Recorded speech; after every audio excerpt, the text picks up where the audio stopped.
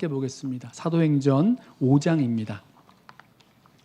사도행전 5장 27절부터 42절 마지막 절까지 우리 한 절씩 교독하고 마지막 절은 함께 읽겠습니다. 사도행전 5장 27절부터 42절까지 말씀입니다.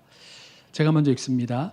그들을 끌어다가 공회 앞에 세우니 대제사장이 물어 이르되 우리가 이 이름으로 사람을 가르치지 말라고 엄금하였으되 너희가 너희 가르침을 예루살렘에 가득하게 하니 이 사람의 피를 우리에게로 돌리고자 함이로다.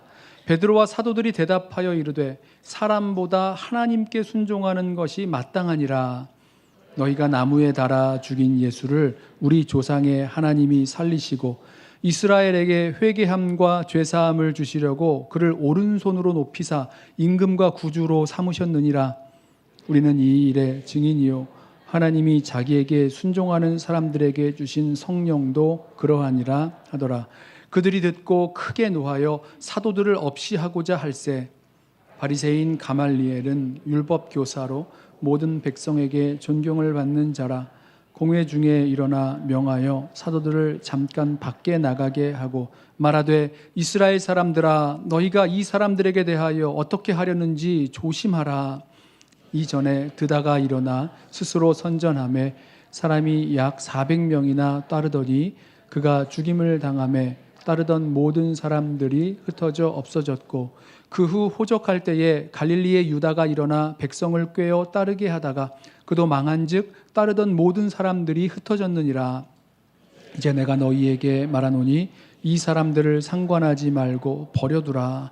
이 사상과 이 소행이 사람으로부터 났으면 무너질 것이요 만일 하나님께로부터 났으면 너희가 그들을 무너뜨릴 수 없겠고 도리어 하나님을 대적하는 자가 될까 하노라 하니 그들이 옳게 여겨 사도들을 불러들여 채찍질하며 예수의 이름으로 말하는 것을 금하고 놓으니 사도들은 그 이름을 위하여 능욕받는 일에 합당한 자로 여기심을 기뻐하면서 공회 앞을 떠나니라. 그들이 날마다 성전에 있든지 집에 있든지 예수는 그리스도라고 가르치기와 전도하기를 그치지 아니하니라. 아멘. 하나님께 순종하는 것이 마땅하니라는 제목으로 말씀을 나누겠습니다. 사도들이 하나님께 순종하다가 고난당하는 이야기가 오늘 본문에 이어집니다. 정말로 하나님께 순종하는 것이 무엇인지 또 어떻게 하나님께 그렇게 철저하게 순종할 수 있는지 오늘 사도행전 마지막 장의 그 이야기를 통해서 나누고 배워보려고 합니다. 먼저 본문의 이야기 속으로 잠시 들어가 보겠습니다. 지금 사내들인 공회가 사도들을 재판하기 위해서 다시 모였습니다. 처음에 베드로와 요한을 붙잡아다가 예수의 이름으로 말하지도 말고 가르치지 말라 명령을 했는데 그 명령과 무색하게 사도들은 예수님을 계속해서 전했죠. 예수가 그리스도시다 가르쳤고 예수의 이름으로 병자들을 고쳤고 예수의 이름으로 놀라운 기적과 이사가 나타났고 예수 믿는 자들의 그 숫자가 점점 늘어났습니다. 사람들이 교회 공동체, 이 믿는 자들을 향해서 칭송했고 그 결과 대제사장과 사두개인들, 종교 지도자들의 그 마음에 시기가 가득해서 다시 사도들을 잡아들였습니다. 그리고 이 예수를 그리스도라고 전하는 이들을 재판할 계획을 갖고 있었죠. 그런데 여기서 알 수 없는 이상한 일 하나가 벌어집니다. 사도들을 잡아다가 옥에 가두어 두었는데 다음날 보니까 사도들이 옥에 없는 겁니다. 옥문도 잘 닫혀 있고 간수들도 철저하게 지키고 서 있는데 감옥 안에 있어야 할 사도들이 사라져 보이지 않는 거죠. 이게 대체 어떻게 된 일인가 궁금해하면서 의아해하는 동안에 또 다른 보고를 받습니다. 어제 가두었던 그 사도들이 이상하게 밖에 있는 그 성전에서 예수를 전하고 있다라는 보고를 받습니다. 이것 또한 믿기 어려운 보고죠. 어떻게 그럴 수 있습니까? 사도들을 잡아다가 옥에 가둔 이유가 예수 이름으로 가르치고 예수의 이름을 전한다고 잡아 넣었는데 지금 이들이 다시 이른 아침부터 성전에 나아가 예수의 이름으로 가르치고 전도한다니까 이 놀랄 만한 일인 거죠. 어디 멀리 저기 다른 동네로 가서 숨어서 한 것도 아니고 사내들인 공회의 코앞에 있는 그 성전에서 예수를 가르치고 있다는 겁니다. 기가 찰 노릇이죠. 이만큼 했으면 겁도 먹고 두려워서 예수의 이름으로 가르치지 않겠노라 도망가기도 하고 숨기라도 해야 되는데, 지금 이 사도들이 공회 앞에서 겁도 없이 다시 예수를 전하고 있는 겁니다. 기가 막히고 화가 난 이 산헤드린 공회가 그 제자들을 다시 붙잡아 오죠. 그리고 공회 앞에 세우고 재판을 시작합니다. 대제사장이 묻습니다. 오늘 읽은 본문의 시작이에요. 27절. 그들을 끌어다가 공회 앞에 세우니 대제사장이 물어 이르되 우리가 이 이름으로 사람을 가르치지 말라고 엄금하였으니 너희가 너희 가르침을 예루살렘에 가득하게 하니 이 사람의 피를 우리에게로 돌리고자 함이로다. 자, 대제사장의 말에서 우리는 분명히 알 수 있죠.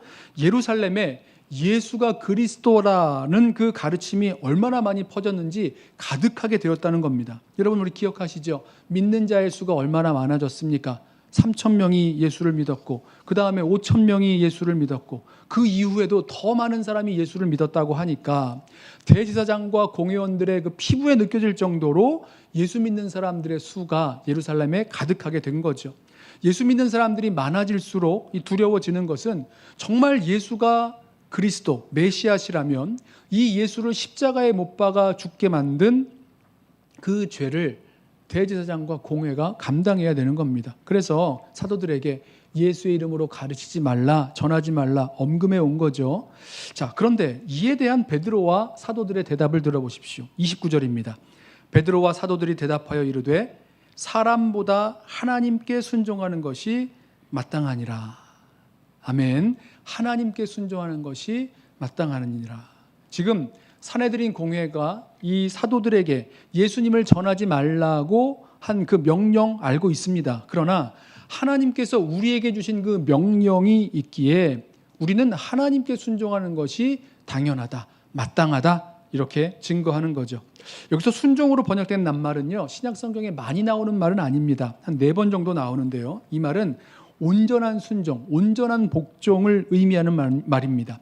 실제적으로 순종하는 거예요. 절대적으로 순종하는 겁니다. 어떤 의문이나 다른 이유를 제기하지 않고 철저히 순종하고 복종하는 것을 뜻할 때 쓰는 단어가 오늘 하나님께 순종할 때의 그 순종입니다. 자, 우리는 여기서 어떻게 순종하는 것이 하나님께 순종하는 것인지, 정말로 순종하는 것이 무엇인지를 우리 찾아볼 수가 있죠. 잠시 살펴볼까요? 순종은요, 즉시 순종해야 됩니다. 나중에 순종하겠다는 것은요, 뒤로 미루는 것이며 또 불순종이 됩니다. 여러분, 자녀들한테 이렇게 유튜브 보고 있는, 텔레비 보고 있는 자녀들한테 이제 텔레비 그만 보고 숙제해라 라고 말을 했는데 자녀가 잠깐만요, 나중에요 이렇게 얘기했다고 해봅시다. 그럼 여러분 어떻게 느낍니까? 그러면 내가 이제 공부하라고, 숙제하라고 했던 그 말에 순종하는 겁니까? 불순종하는 겁니까? 불순종하는 거죠. 여러분, 뒤로 미루는 거는요, 불순종이에요. 사도들은 어떻게 순종합니까? 가서 성전에 서서 이 생명의 말씀을 다 모든 백성에게 전하라.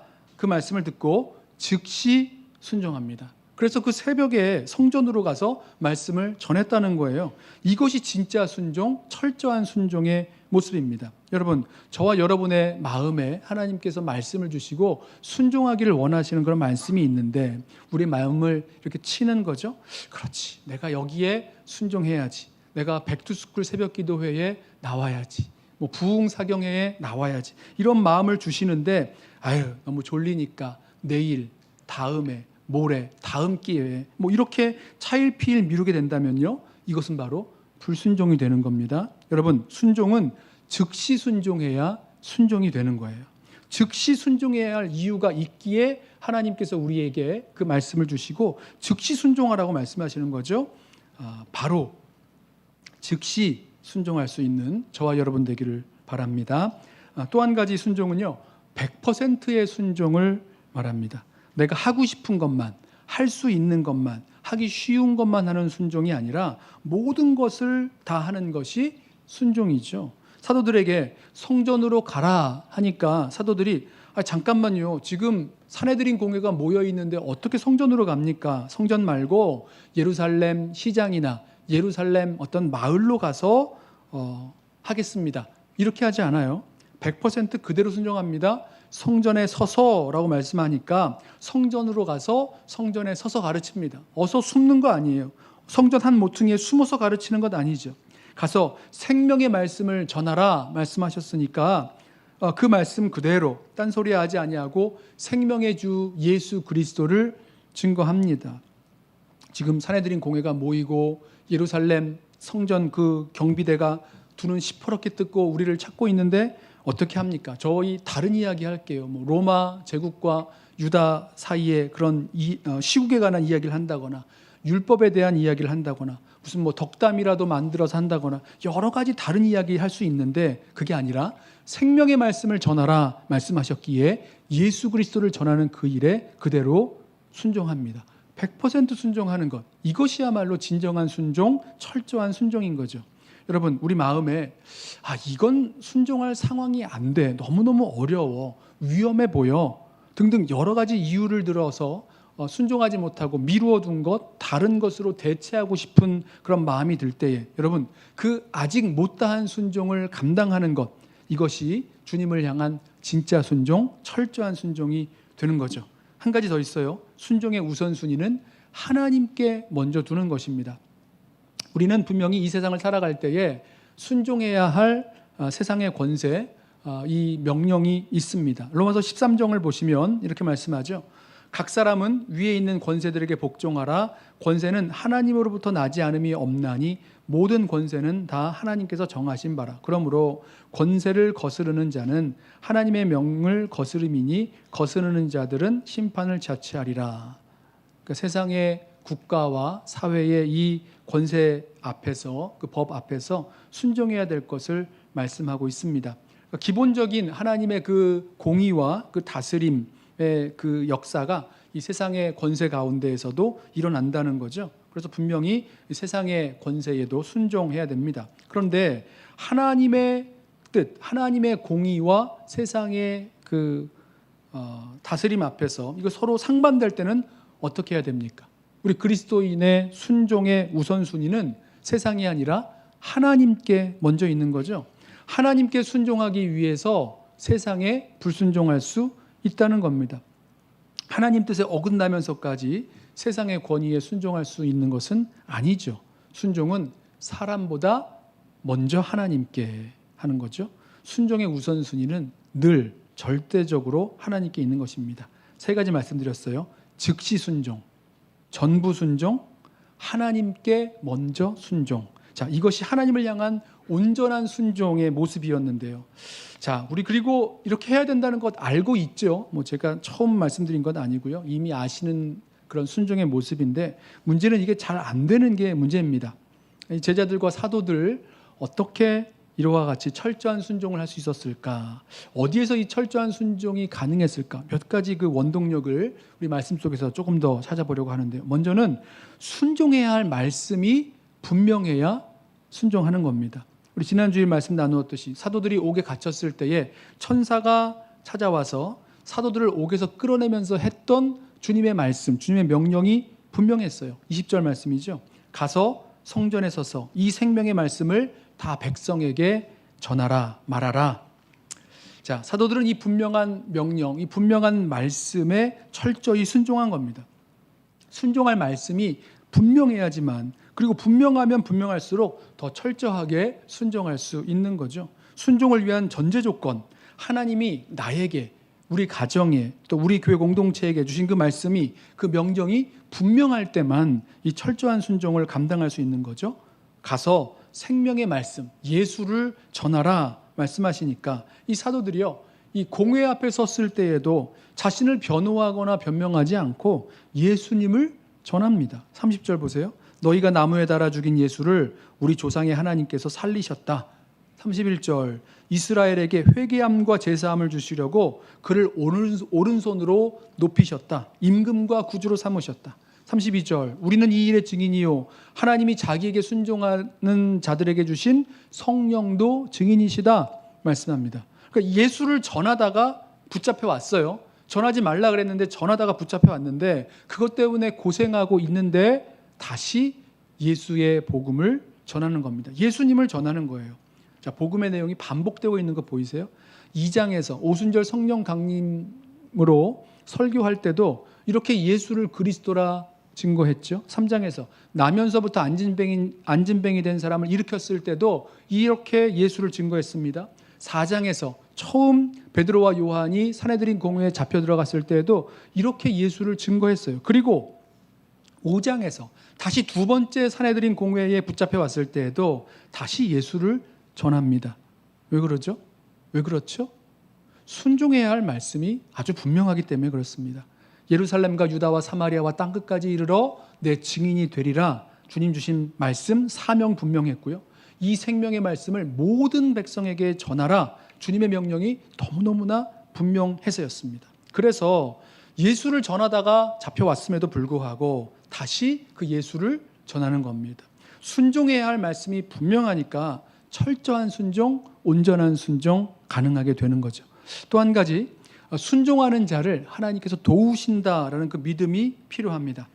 하나님 말씀에 순종하다가 옥에 갇히는 어려움을 당했을 때에 천사가 옥문을 열어주었죠. 근데 오늘 말씀을 보면요, 이번에도 하나님 말씀에 순종하다가 핍박당할 때에, 죽게 되었을 때에 예상치 못한 도움을 받게 됩니다. 보세요. 이 공회의 명령을 무시하고 공회 앞에서 예수를 증거하면서 우리는 사람이 아니라 하나님께 순종한다, 이렇게 대답을 하니까 산헤드린 공회가 아주 크게 분노합니다. 그리고 죽이려 그래요. 33절, 그들이 듣고 크게 노하여 사도들을 없이하고자 할세. 여기서 없앤다는 말은 죽이려 했다는 거죠.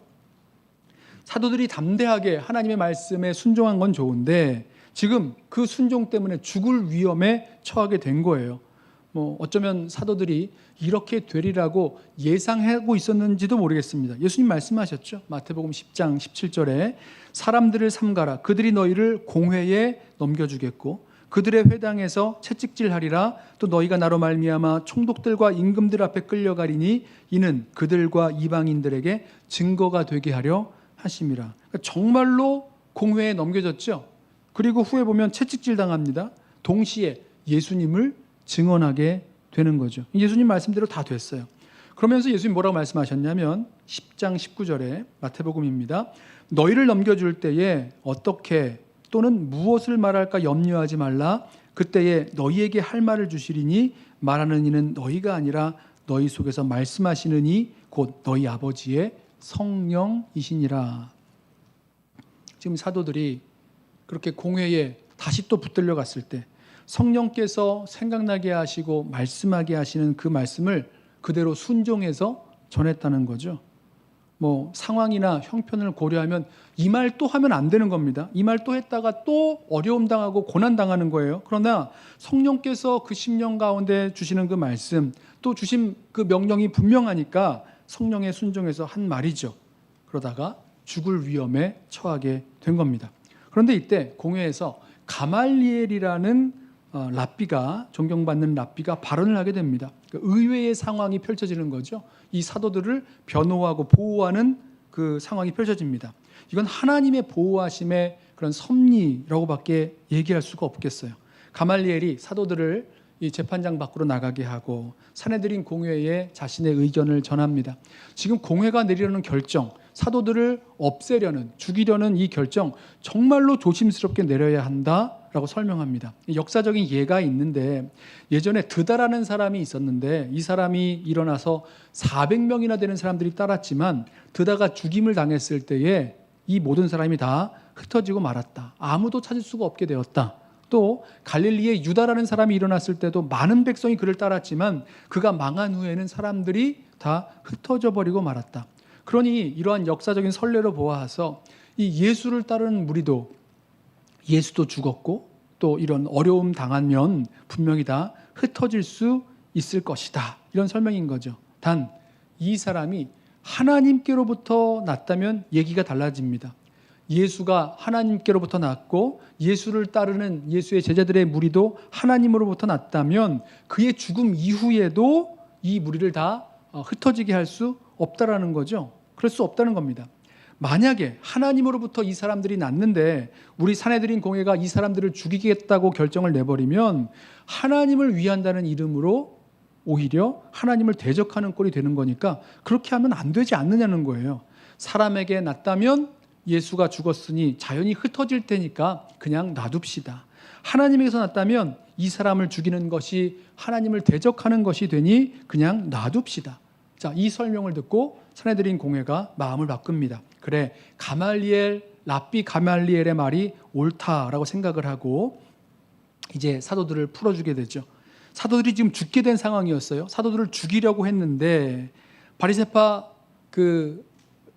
존경받는 지도자인 랍비의 가말리엘이 등장해서 사도들이 죽임당하지 않도록 변호해주고 도와주는 일이 열린 겁니다. 그래서요, 공회는 이 사도들을 죽이지 않기로 결정을 하죠.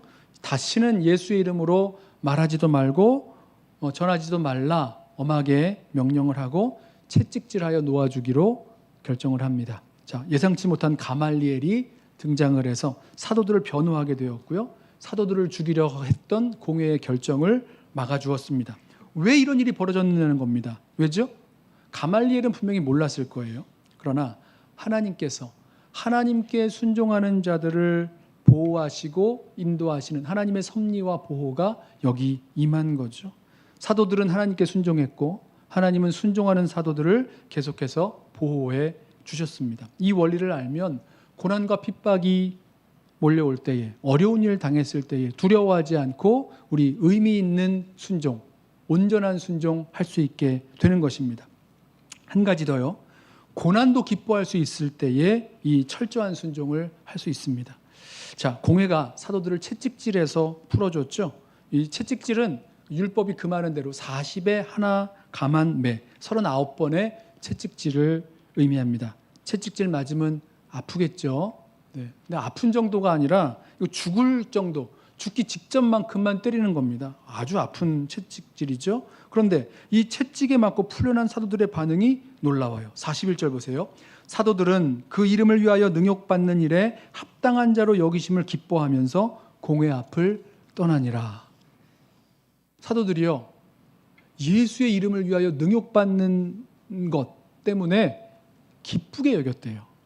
그 이유가 자신이 예수의 이름을 위해서 능욕받는 일에 합당한 자로 여기심을 받았다라는 생각 때문입니다. 이 말이 무슨 뜻입니까? 사도들이 이렇게 생각한 거예요.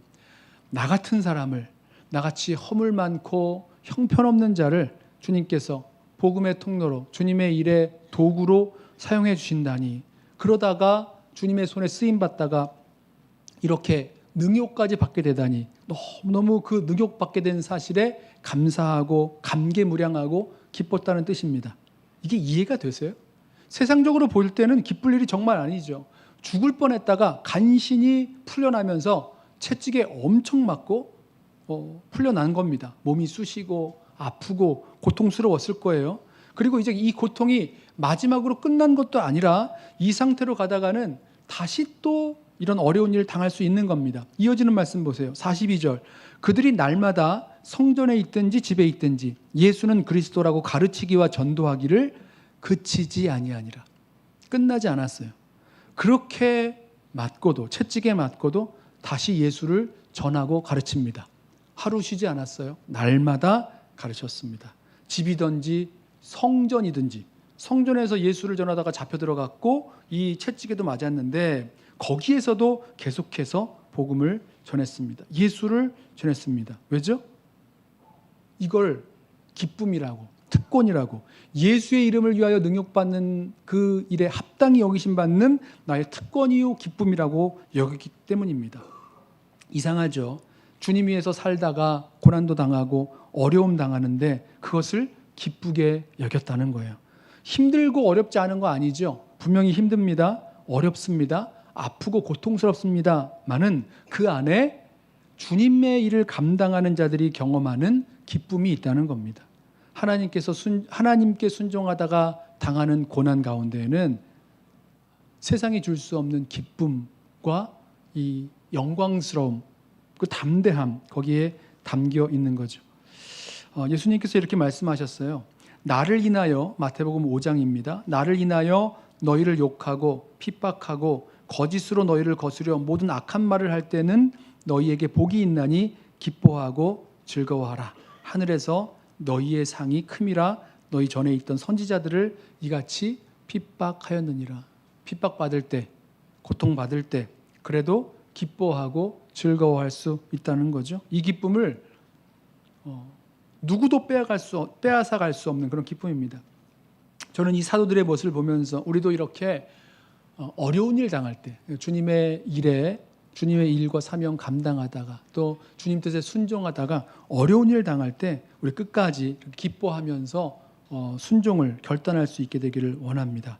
우리의 순종을 통해서 예수를 증거하고 전할 수 있게 되고, 하나님께 순종하다가 고난당할 때에 그 고난당함을 특권과 기쁨으로 여기면서 나아갈 수 있기를 소원합니다. 베드로 사도가 나중에 이렇게 성도들을 권면하죠. 베드로전서 4장 12절에 사랑하는 자들아 너희를 연단하려고 오는 불시험을 이상한 일 당하는 것 같이 이상히 여기지 말고 오히려 너희가 그리스도의 고난에 참여하는 것으로 즐거워하라. 이는 그의 영광을 나타나실 때에 너희로 즐거워하고 기뻐하게 하려 함이라.